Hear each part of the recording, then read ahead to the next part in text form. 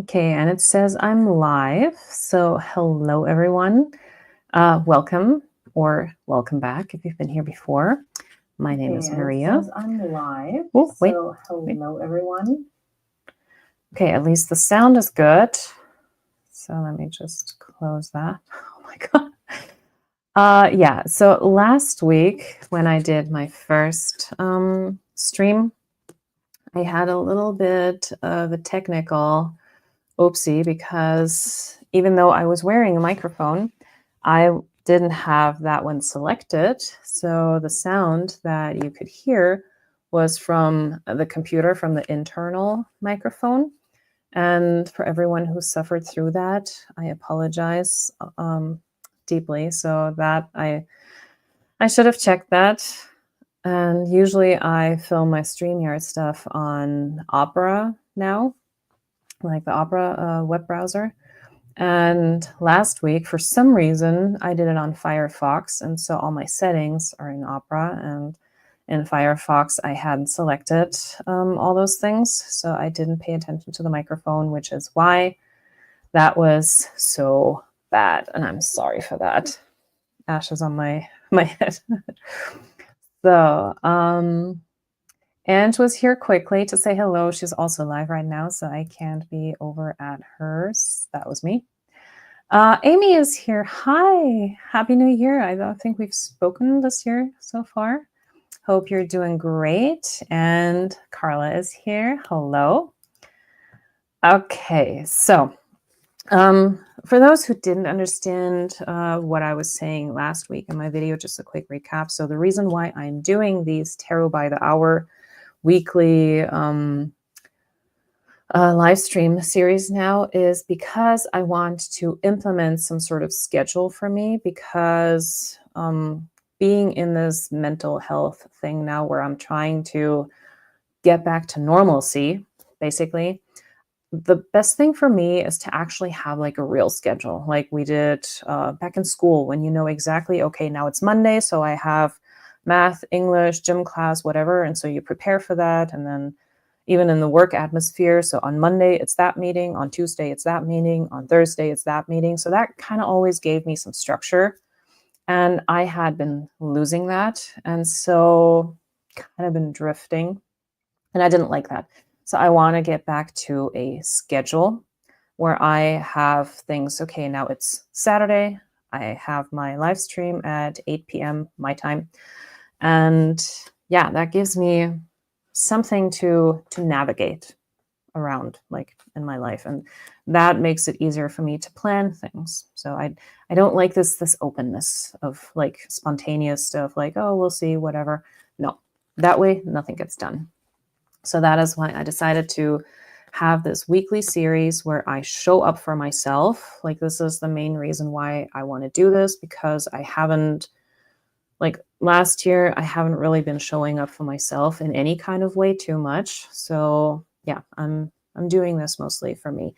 And I'm happy for everyone who joins me in the chat, or even if you watch the video back and you leave some comments under the video.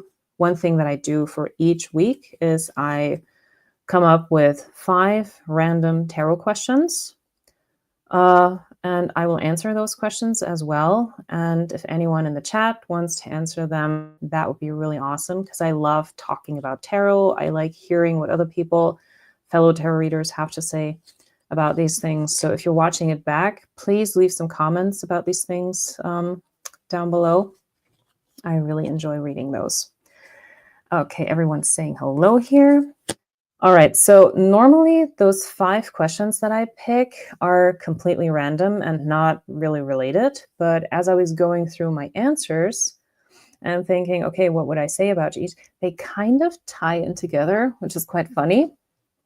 So let's just start with the first one. And the questions are also already in the description box below the video. So question number 1 for today is, how has tarot helped you overcome a challenge? So for me, there was a big challenge in my life, and I'm not going to go into too much detail now, but it was something that was health related. And I had been looking for answers for about 20 years. And I went to 3 different doctors, and none of them cared. They all just brushed it off, and one even told me to just suck it up, basically, and I'm paraphrasing here, but that was the message. And so for 20 years, I didn't even know what the issue was. And after those 20 years, with the help of YouTube, I finally found some answers. And then I had a way of, looking into the topic. And since I did have that negative experience with those 3 doctors, I didn't really think too much about therapy and if a therapist could help me in that, because like if the doctors wouldn't do it, why would a therapist help, So I was just trying to find a way of dealing with it. And so since tarot is a big part of my life, I turned to tarot. And I used the cards in order to, assess the situation for me and to find out, where to even start, because it was such an overwhelming topic that I was dealing with that I didn't even know where to start. I didn't even know how I felt about certain things. And so tarot helped me to zoom in on certain things, to pinpoint specific feelings, or help me like even recover some memories, and to help me deal with this. So it was a lot of shadow work. And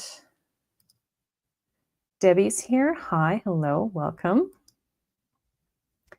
And in this whole process, I was also journaling a bit, and I was doing a lot of readings for myself to get to know myself in this entire situation. And that really helped me. And it was very, like, it was just me and the cards. There was no one else there, so there was no judgment like I had received from the doctors, or ignorance. And it was a very vulnerable process that I was going through. And it really helped me to understand myself better and to have not just understanding, but also empathy with myself, because for a long time there was always this feeling of like guilt and shame and all that kind of stuff. So it helped me work with those emotions and to realize that it's not bad. It's a situation that I didn't get help for. And it's not my fault that I'm sitting here all by myself. I tried reaching out. I wasn't heard. So at the very least, my tarot cards made me feel seen and heard and validated in the fact that there was something going on with me. And I mean, it's no excuse, or not excuse. It's not a substitute for therapy, but tarot was there when medicine wasn't. So for me, that was a very, very helpful thing. And I don't know if I would have gotten as much down to the core issue without the cards as I did with them. Yeah. Yeah, Carla knows what I'm talking about. Like, she knows what that was. She was on that journey with me as I was going through that. So yeah, that is definitely one thing where like tarot helped me to overcome that. Yeah. Because that is one thing that I really appreciate about tarot, especially when you're sitting there, just you and your cards. Yeah, tarot doesn't judge. Tarot, I mean, sometimes tarot can give you the side eye, like if you're asking the same question over and over again. We've all been there. But if you really open yourself up and you get vulnerable and, you basically emotionally strip down, tarot can be a great friend. Yeah. Yeah, you can have like very, very deep readings with tarot, which is what I love about shadow work.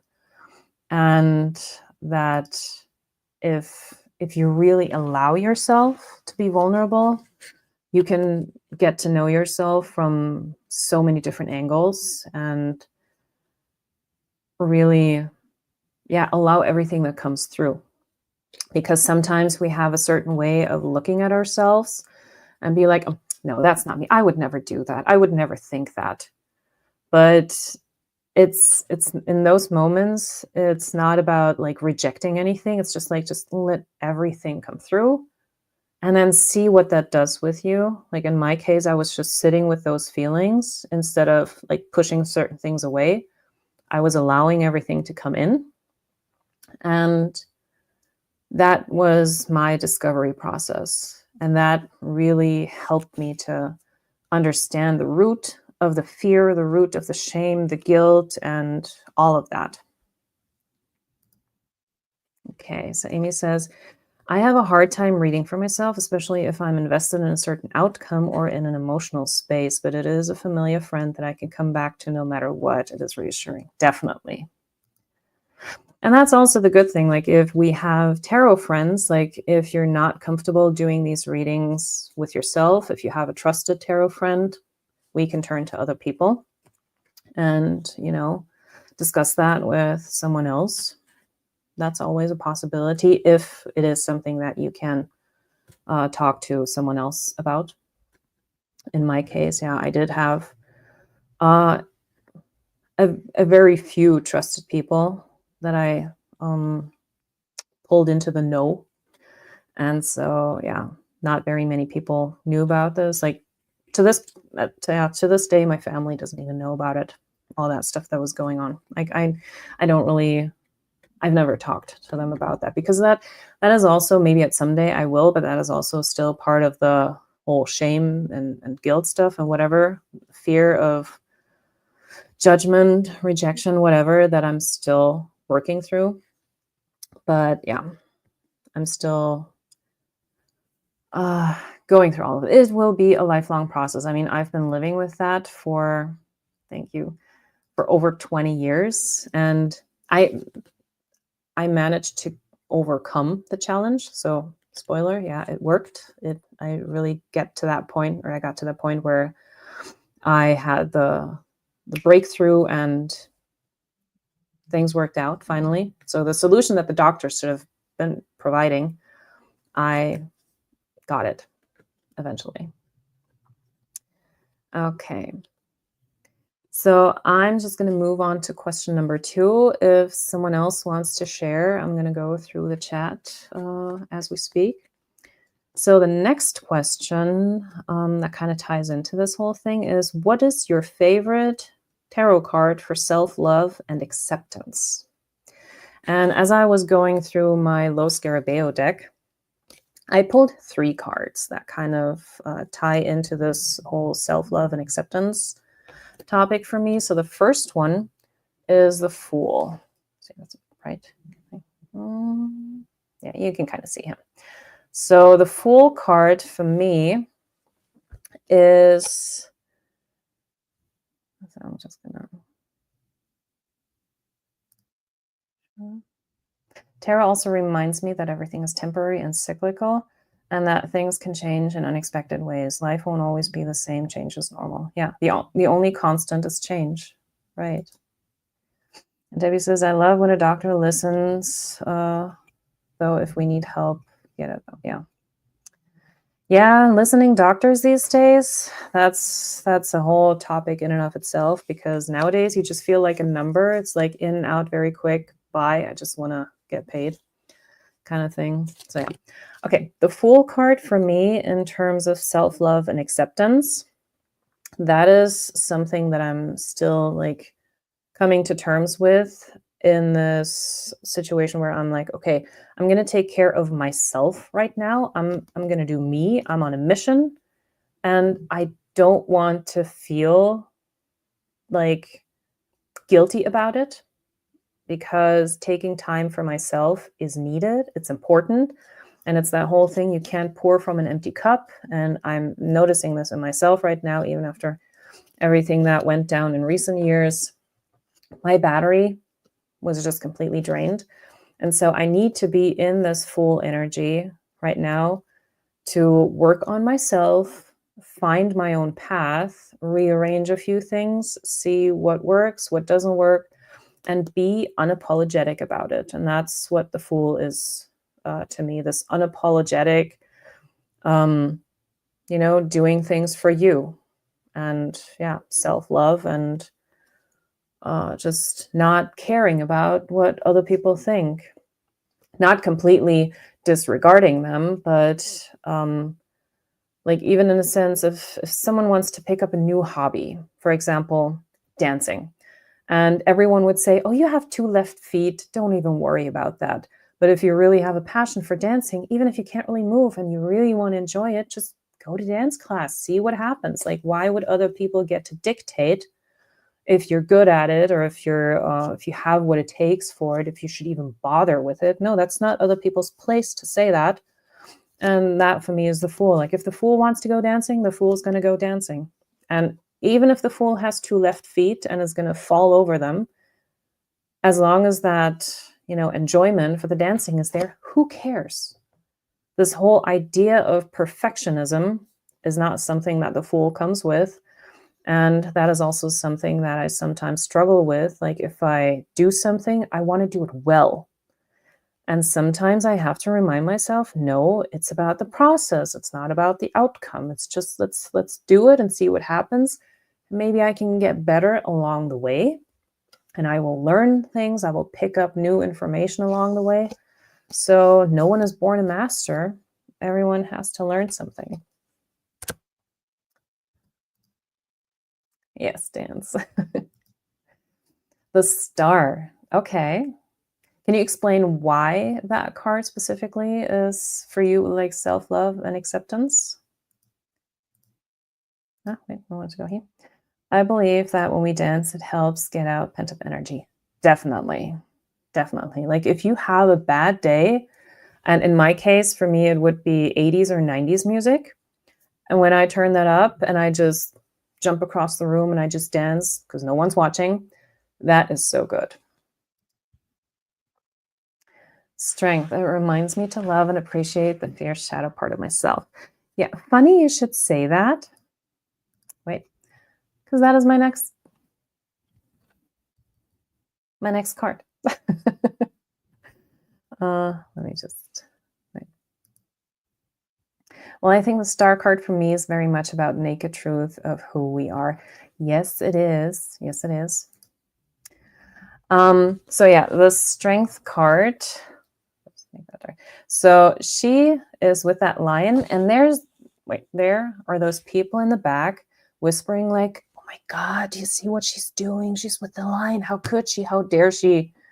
And all that stuff. So once again, that whole judgment stuff, other people having an opinion, and she's with the lion, and she is not worried about anything, even in the typical RWS card. So yeah, this whole thing, just like the fool started, continuing that in the strength card, not just having strength, but also finding your strength in all of that by taking care of yourself, learning to say no to things that don't serve you, that just feel wrong, when you have like that gut feeling like, no, I don't want to do this. Even if logically it might be better to do something, but it takes guts to say no to something just because it doesn't feel right. And that to me is also the strength card, the ability to stand up for yourself, for others. But in this concept with self-love and acceptance, yeah, the strength card for me is also the power to say no, as well as the ability, like in my haunted house deck, she's standing in front of the mirror. And so it is the strength to really look at yourself and accept all the parts of you, everything, the whole naked truth, warts and all. And yeah, that is something like, and for the whole side story, for the whole, body positivity and everything, and feeling good in my body, because that's also something that, like, I haven't felt my body in a long time, much less felt good about it. So something that I did over the summer with my husband. So we had a date where we went into the woods, and it was just us. There was no one else there. And we just like I took all my clothes off and we just had a little bit of photo shooting, sexy photo shoot. And it felt so freeing just standing there naked and just having the wind there. And it was by a lake and the trees were there. Nobody could see me. And we were all alone. And this was so freeing. And later I looked at those pictures. And yeah, there's always those moments where you suck in the tummy and you want to make good poses and whatever. But yeah, even looking at the pictures where the tummy wasn't sucked in or where I was like in a weird angle or whatever, I even appreciated those pictures of myself, and I got a very new appreciation for my body. So that was a good experience for me. Uh, Serendipitous, yeah. And just being comfortable in our skin, not hope alone. Yes, The Fool is definitely one of my favorites, though, too, for the journey complete at 22. Ah, I'm jumping. Yeah, that was me. And the last card that I chose is the Queen of Wands. So I have this one here. First of all, she's a cat lady, and that's me too. Like my cat is actually on the chair behind me sleeping, and she's also a black one. And this card, like the Queen of Wands, was say Pentacles. No, Queen of Wands. She always reminds me of Samantha from Sex and the City. And that is like, she's a real powerhouse. Like she has been through the ringer. She got to where she is by working through that. So that song from Donna Summer, She Works Hard for the Money, kind of comes to mind with this card. And she is also unapologetically herself. Like she will negotiate things. That's like one of the things that I like about Samantha. She's not afraid to say no to someone and try to negotiate something better. And if people don't go for it, then it's not for her and she will move on and she will try to cut the next deal for herself, for her clients, whatever. And even that one scene where she was looking for a new apartment and she was supposed to be, exclusively working with this one realtor, but then she had another one and she ended up like trying to have sex with them in that one apartment that she wanted to get. And then in the middle of that, her other exclusive realtor walked in with another couple trying to show that place. And so the realtor that she was with was like covering her boobs. And instead of being embarrassed, she was like, how come you didn't show me this place? So even in that, she had like a fierce comeback. And I always loved that about her, that she was not ashamed about things that happened and she would just do whatever she thought was best in the situation. She always had a good comeback and she was, strong. She loved herself and she took care of herself and all that. So yeah, for me, that's the Queen of Wands. Very Samantha. And I think that's a good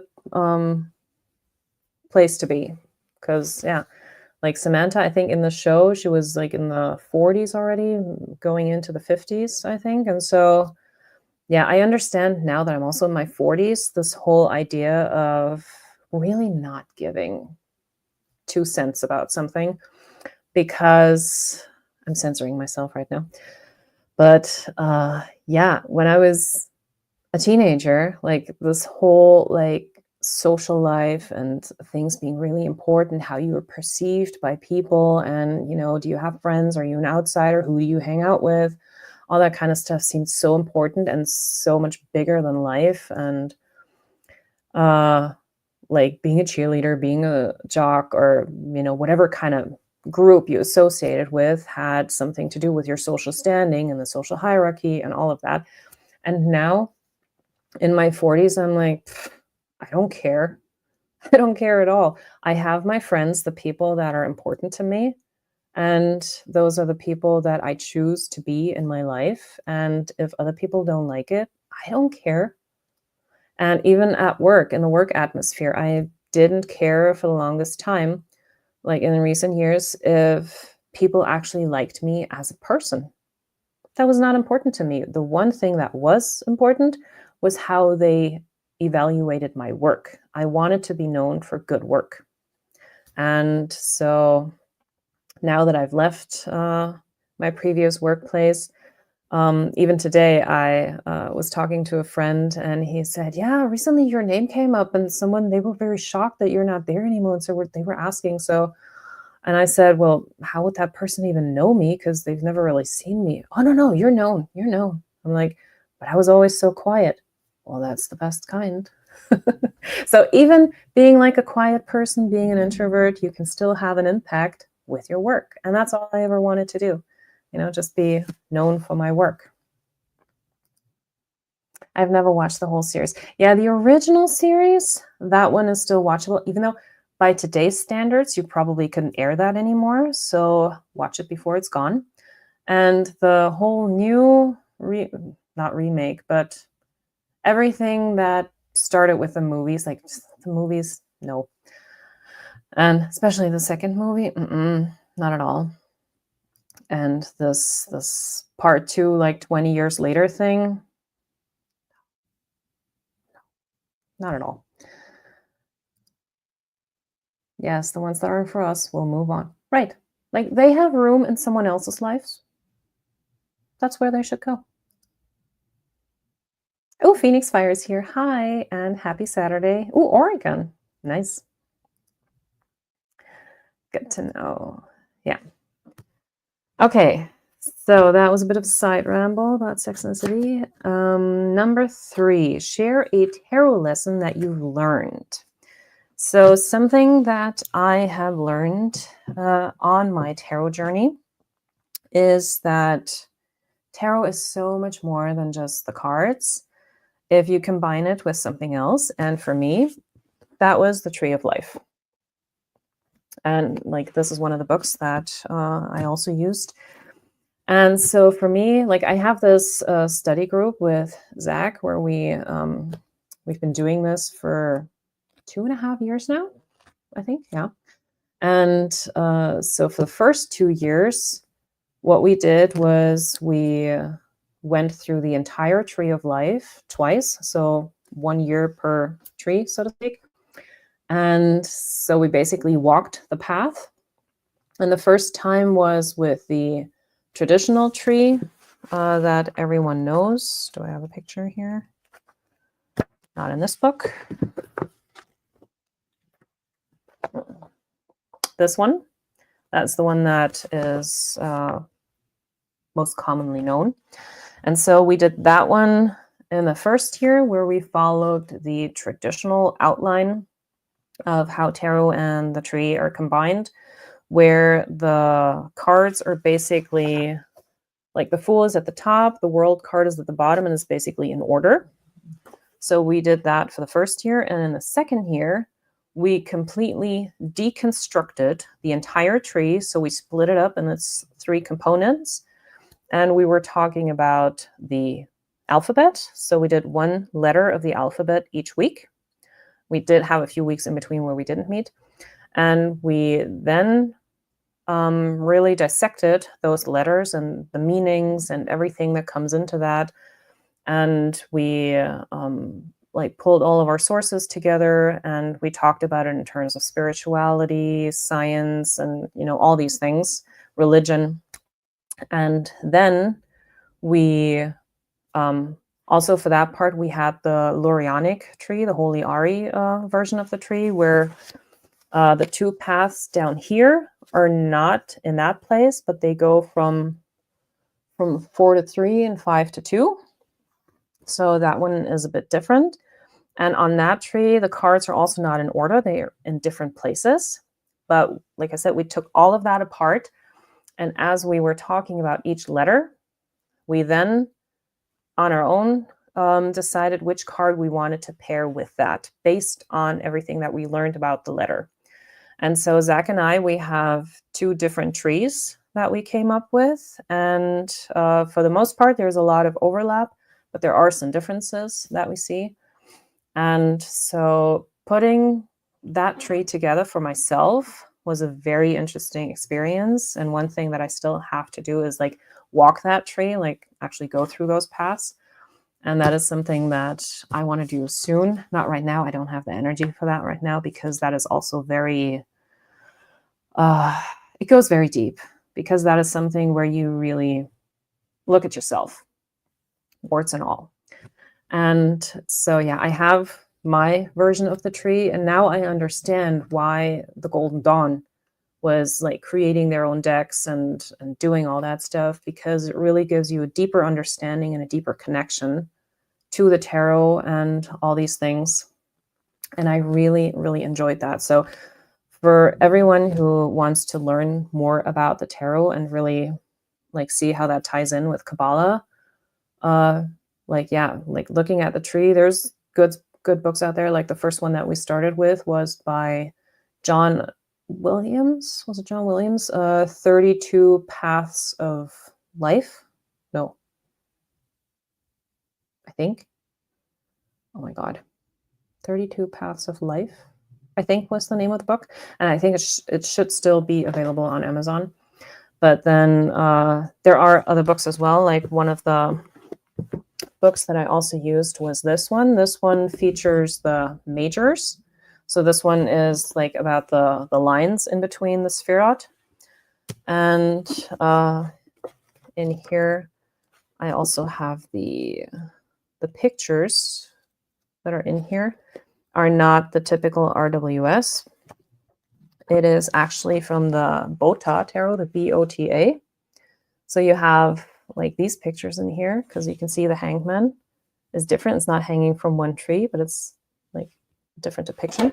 And you have all the majors from that deck in here, which is one of the like 3 main decks that we still have from the original Golden Dawn, which is the RWS, the Thoth, and the Bota Tarot. So yeah, like doing all of that, like completely looking at that, looking at the alphabet, the Hebrew alphabet, and like deconstructing it, treating it like puzzle, trying to piece it back together and see what comes up. That was so much fun, and I can highly recommend it. Let's see, where was I? I'm out and about, so I'm experiencing a major lag trying to comment. Sorry about that. Oh yeah. No worries about that. John Michael Greer, thank you very much. What did I say? John Williams? I must have mixed that up with music. Yeah, John Michael Greer, 32 Paths of Wisdom. 32 Paths of Wisdom. Sorry, Zach, if you're watching this. I should know this better. Yeah, 32 Paths of Wisdom. And then there's also the Garden of Pomegranate by Israel Regardi, or yeah, like this one I found very interesting as well. Like I really work with this book a lot. Like something that I also do, I write in my books. Like even actually writing in them. Like that's another lesson that I've learned. I treat my resources as working resources, so I'm not afraid to write on my cards, write in the books, and all that kind of stuff. Okay, next question, number 4. Share a tarot reading that you did for yourself and reflect on its accuracy. Okay, let me just put the books to the side. Okay, I got this deck, the Undersea Tarot. And this is a mermaid deck, so I wasn't thinking too much of it. I didn't think it could get that deep. And so something that I do when I get a new deck, can you actually see? Let me make this a little darker. So yeah, you got like these mermaids here, and it's kind of like Ariel kind of situations here. So like just some normal RWS mermaid versions. Some have a little bit of a different feel to it with different interpretations, making it fit for the whole mermaid thing. But anyway, so something that I don't do anymore is when I get a new deck, I don't do the deck interview. Instead, I put down the Celtic cross and I ask the deck, tell me something about myself. I don't give a specific topic. I just say, okay, like analyze me. And so I shuffled the cards, I put down the Celtic cross, and I didn't know what kind of topic would come up. And I think it was a very, it was like more like a cups topic that came up, I think. And so as I was going through it card by card number 7, I already started crying. And by card number 10, I couldn't even look out of my eyes anymore because I was crying so much. That reading, it was the first time that this ever happened to me in a reading that I did for myself. It like broke something open in me. And it was also in the whole process where I had started to use tarot for this challenge that I was talking about at the beginning. So I guess that was part of the whole situation. So I was really looking into a mirror. Someone really like, it was like it reached into me and really like, here, this is who you are. And so I'm careful with this deck because, yeah, it just has like even these cutesy pictures, but there is something so vulnerable, so deep in these that I use it carefully. I don't just bust it out for any old thing, but yeah, I use that very carefully. And that was a reading that, yeah, like I was sitting there for like 15 more minutes, just trying to come to terms with what just happened, still crying. And like, it's like, I have never experienced anything like that with tarot. And like a few times after that, like after something broke open in me, like a barrier kind of broke down and I was able to be a lot more myself with myself, not trying to pretend that everything is fine, like I've been doing for 20 years. But yeah, like once that barrier is gone, the floodgates were open, and that was a good reading, and I was glad that I did it, even though it was very emotionally draining. But it was very, very interesting. I'm thinking that relates to the Tree of Life. So yeah. So mermaids can have a pretty good understanding of what's going on. So let me just put these back. Yeah, so this one is used with caution. Now, I'm just going to get to my last question in the meantime. If anyone still wants to share about a reading they had that impacted them, feel free to do so. So my last question is, share a favorite tarot book or resource. Well, one of my favorite resources is, of course, TarotTube, because there is so much knowledge here, so many people to learn from. And, you know, there's always something that, you know, sparks new ideas and all that. And I've already shown 2 of the books that I've used. So yeah, the Tarot of the Gates of Light is one book that sadly it only goes from 10 to 4 on the tree, like the bottom 7 Sphirot, because this one is connected to the 49 days of counting the Omer in like a Jewish tradition. So they actually go through the tree here.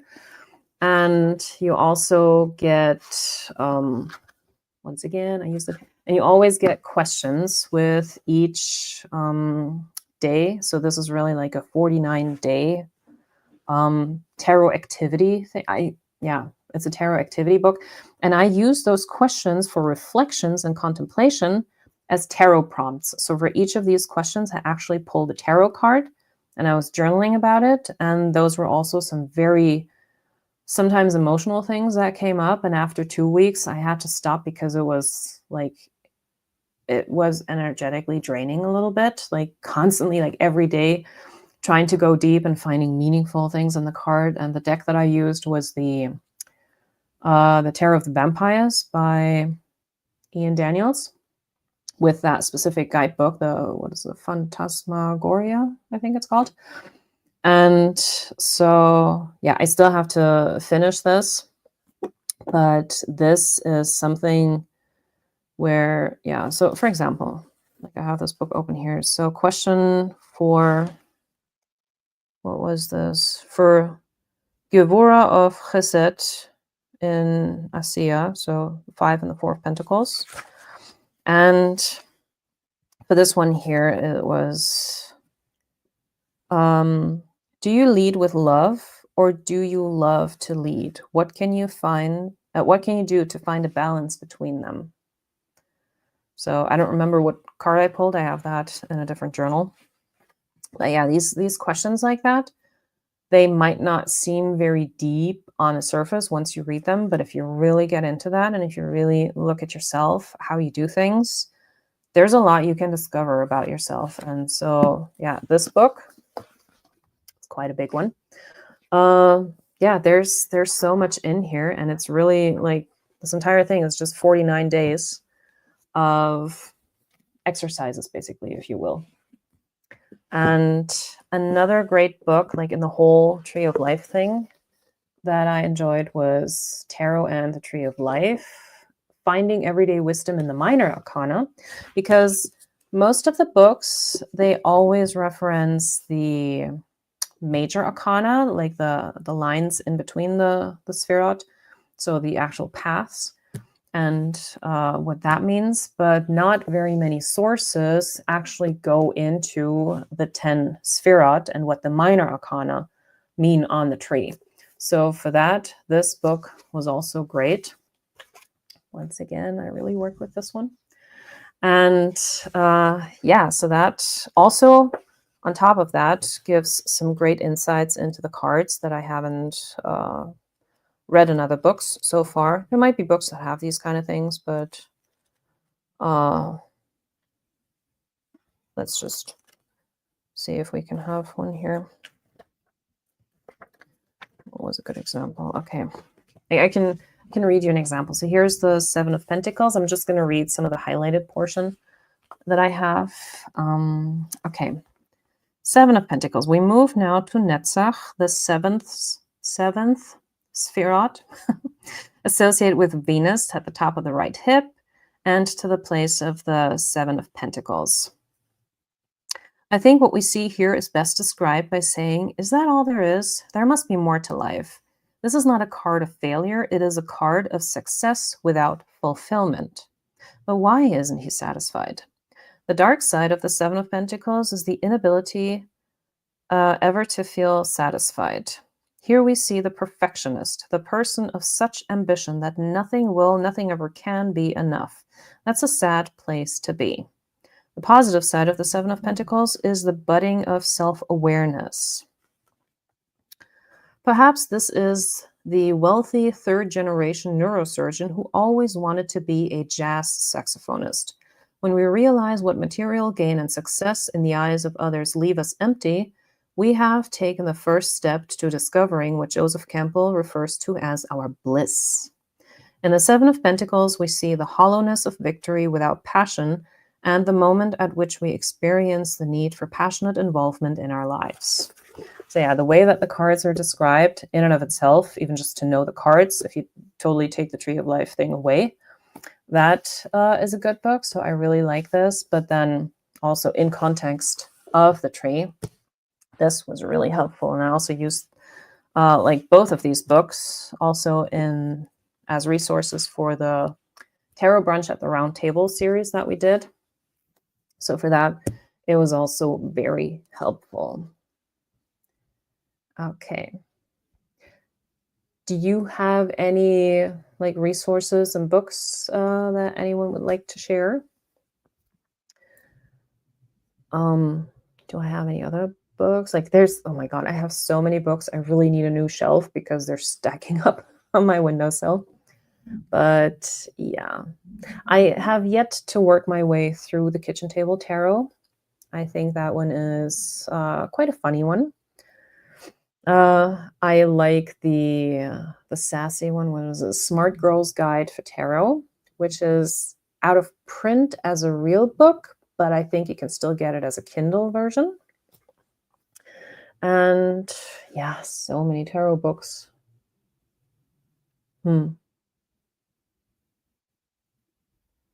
There's a second one from the author who also wrote Kitchen Table Tarot. I'm looking at it. Tarot Elementals, I think it's called, if I can see that correctly. I have yet to read that one too. So I do have quite a few books that I haven't read yet. but I wanted to get them before they went out of print or out of stock. So I'm in a tarot book overwhelm. Ah, yeah, I can feel that because having quite a few books that I've never even read, I just wanted to get them, build the library because, now I have um, some things that are out of stock, out of print at this point. So I'm glad that I got them. And one of the tarot books that I got on Amazon, like, I don't know if it was a mistake or something, but that book originally cost, I don't know, it was at least 14 euros or something. And on that one day when I was just scrolling through stuff, it was marked down to 270. I don't know how that happened, but I was like, score, get done. And then soon after, it went back to the original price, and I was like, yes. So I don't know if that was a mistake or something, but I did get the book for under $3. That was normally around 14 bucks or something. So that was a good one. Or those three really big compendiums from Los Scarabeo, the red, green, and blue books. I was able to snatch them when they were heavily discounted. So they were basically 50% off. So I actually kind of paid for 1.5 books instead of 3. Because, yeah, those puppies were expensive. And I don't know if they're still in print anymore because, yeah, sometimes, yeah, even books go out of print. Okay, so we're almost at the hour mark. So I said that I would cap this off at an hour each week because everyone's time is valuable. I also don't want to take up too much of your time. And yeah, does anyone have something else to share? Rachel Pollock, text. Yeah, the 78 degrees of wisdom. No, is it wisdom? I'm so bad with book titles today. I know it's 78 degrees of something. At some point, all the names just blend together. It's like, and yeah, I'm still working through that brain fog, which is also why I need schedules again in my life so that my brain is not all over the place anymore. But yeah. And I think also one really good book in terms of guidebook, 78 Degrees of Wisdom. Yeah, thank you. Is the big guidebook for the Robin Wood Tarot. The Robin Wood. Because like my favorite description in there is the Five of Swords, because each card has like a catchphrase or something. And the Five of Swords is described as na na na na na. I just love that. Like when I saw that, like every time I see that card now, that is the first thing that comes to mind. This na na na na na. I just love that. That book, I have yet to like completely go through all of that. I just like quickly was browsing through it. But that also has some really great things. Robin Wood is the kind of guidebook all decks should have. Yeah. Yeah, like back in those days, and now my cat is scratching her Amazon box. So yeah, back in the days when the decks came in that VHS box kind of thing, so that was big enough to have a big guidebook. Like I have the Avalon Tarot, Legend Arthurian Tarot in the VHS box with the big guidebook, and I'm really thankful for that. Because that deck is too complex to just put that in a little white book. Yes, I hear you. Thank you, Artemis. Yeah, I have to give her some dinner. I haven't done that yet because she was sleeping, so why would I give her dinner if she's sleeping? Yeah, those big guidebooks, like back in the day, those VHS tape boxes with the big things, those were good. Excuse me? Very pushy. Very pushy. I don't know if you heard that, but she was like really letting me have it. Yes, I can hear you, and maybe everybody else can too. Okay. Well, you can hear what I'm dealing with now, so I have to go make dinner for my cat. But yeah, those big guidebooks, you're right. The decks should come with that, especially if they have a very specific theme, like for example, the whole Avalon legend thing, or like fairy tale decks. Like I would love, like I in my video where I talked about the little white books, I said that, yeah, with the Golden Wheel Tarot, for example, I wish that all the fairy tales had been named. And I know that there is a fairy tale tarot by Lisa Hunt, and I don't know if all the fairy tales are named so that you can actually read them and get like a better understanding of maybe why the cards were chosen or not. But yeah, if someone is doing a themed tarot deck, a big guidebook should be a must. Yes, I hear you. You're very rude right now. You know that? I know you don't care about my live stream, but still, you are very rude. Okay, I'm just gonna go make dinner for my cat now. Sorry, guys. Thank you very much to everyone who was here. Can I please say goodbye? So thank you to everyone who was here. Yeah, being a cat mom is not easy. And yeah, I'll be back same time, same channel next week. And oh, there she is. Artemis. Hey. Yeah, there she is. Okay. So thanks to everyone who was here. Thanks for answering the questions. And if you're watching this back, then please feel free to put your answers in the comments. I would love to know what you think about these things. Like any tarot lessons that you can share, for example, please let me know. And I hope you have a good rest of your weekend. I'll see you all next week. Take care. Bye.